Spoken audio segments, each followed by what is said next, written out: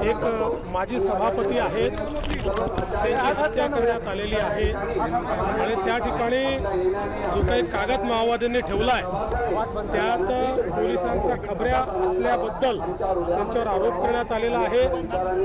या संदर्भात पोलीस काम करतायत। साधारणपणे कोणी केलं असेल याचा अंदाज त्यातनं येतो आहे आणि निश्चितपणे त्यांच्यावर कारवाई ही केली जाईल।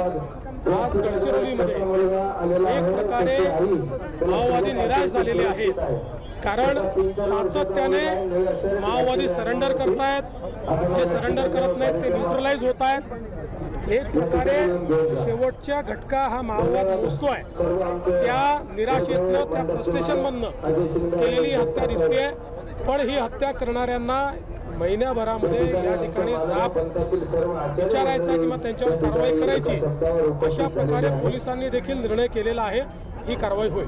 रेल्वे बजेटचे रेल्वेसाठी जे बजेट दिले महाराष्ट्रात अर्बन सेवेसाठी 2000 कोटी दिले आणि बुलेट ट्रेनसाठी मात्र 4500 कोटी दिले आहेत। दरवर्षी अर्बन सेवेकरता निधी महाराष्ट्राला मिळतो।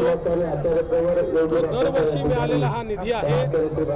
बुलेट ट्रेन करता फक्त कन्स्ट्रक्शनचा निधी मिळतो, त्यामुळे तो 4000 कोटी आहे। मला असं वाटतं की थोडं डोकं लावलं आणि समजून घेतलं तर या गोष्टी समजू शकतात, पण विरोधकांना तर समजायचं।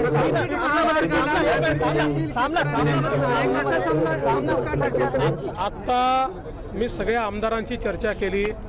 आमदारांनी स्पष्टपणे सांगितलं की विरोध बिलकुल नाही, काही मुलभर लोक विरोध करतायत, बाकीच्यांचा विरोध नाही।